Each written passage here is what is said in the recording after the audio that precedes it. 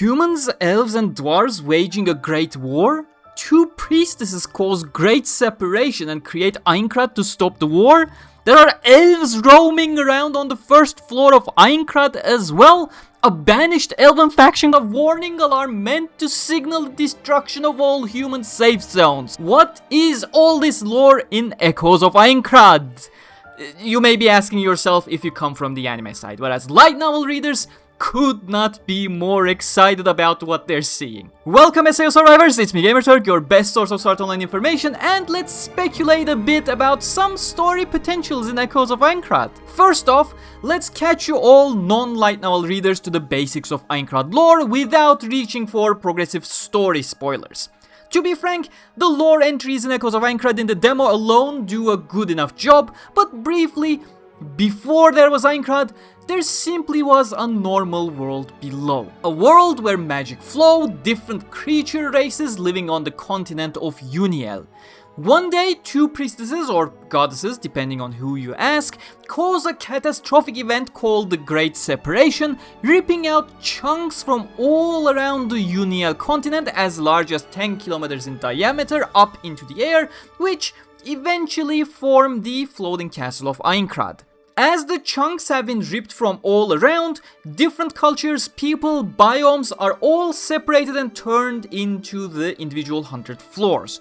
The world also mostly loses its magic that it had down below, though different cultures have different ways of achieving certain magical feats. One of those cultures are the Elves, who were originally separated into two factions. The Dark Elves of Lyusula and the Forest Elves of Kaleso.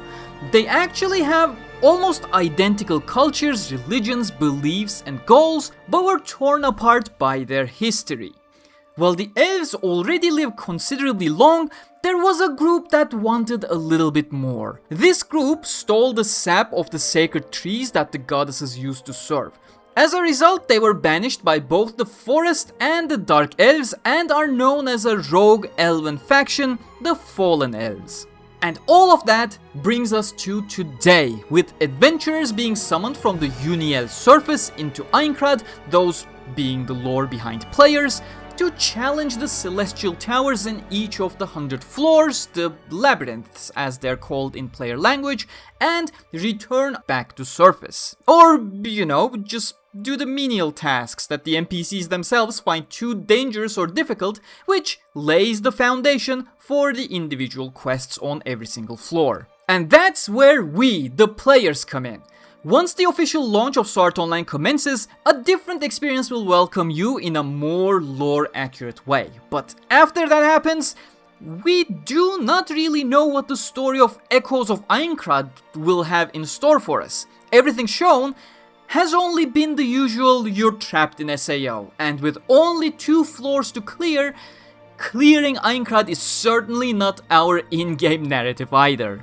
The only hint we have about the actual story is the relic sword we find in the trailers and this very ominous narration from the announcement trailer. Aincrad is in danger. Equilibrium will be lost, and the resurrection of the god of death grows near. Attention players, Destroy the core of life and save this world, for if not, death will come for us all. A god of death being resurrected, needing to destroy the core of life, which may be referring to deep inside the Black Iron Palace that seems to be the source of the little amount of magic left in Aincrad. And I guess that's a good time to talk about magic in Aincrad in general.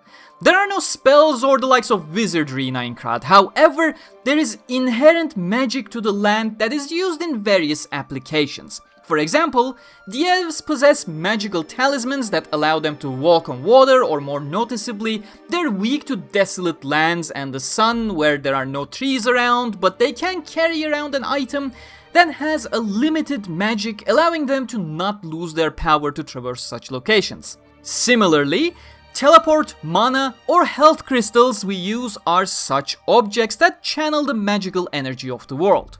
Teleport gates across all floors, and expanded for the purpose of Echoes of Aincrad, the smaller warp gates that we find around are similar examples. In fact, game elements featured in Sword Online, such as our player menu, inventory system that effectively digitalizes items to store without taking up any space, the ability to message other people that we have registered as friends, are all seen as human magic from the perspective of NPCs inhabiting various floors of Aincrad.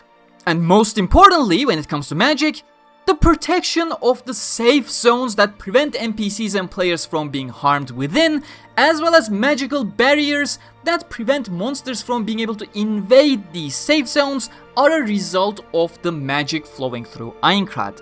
And that brings us to our teasers. If you head over to the bell tower in the middle of the town of Beginnings' Teleport Gate Plaza, you'll find a lore attached. Very similar to Alicization, the bell has a unique chime for each hour, but additionally, the lore panel mentions an additional chime that's meant to be a warning signal that the safe zone magic is no longer functioning, which can only happen if the last trace of human magic is completely removed from Aincrad. Does that sound familiar to you, fellow light novel readers? Because it absolutely should if you read Progressive Volume 8. That is one of the outcomes of the hidden Elf War campaign path, specifically the path of the Banished Fallen Elves. According to them, collecting the sacred keys left behind and opening the path to their mythical sanctuary would befall great ruin on the entirety of Aincrad, causing all magic left to humankind to disappear entirely. But the Elf War campaign, that's way beyond our scope for Echoes of Aincrad. The Elf War kicks off on floor 3 and concludes on floor 9 after all. There are no elves on floor 1. Or are there? One of the earliest and most obvious lore collectibles that you cannot miss is this Elven signpost. It talks about the humans trying to understand the magic that keeps it alight, when a lone traveler tells them to not spitball random nonsense and that maybe not all mysteries of the world need to be demystified. While we don't get to know his faction, the note clearly suggests this traveler was an elf on floor 1, trying to make sure humans do not pry into their forms of magic. But that is as far as we can go with the available content being limited to the demo, and the trailers otherwise being very tight-lipped about what the actual story will entail, beyond the fact that this is Aincrad.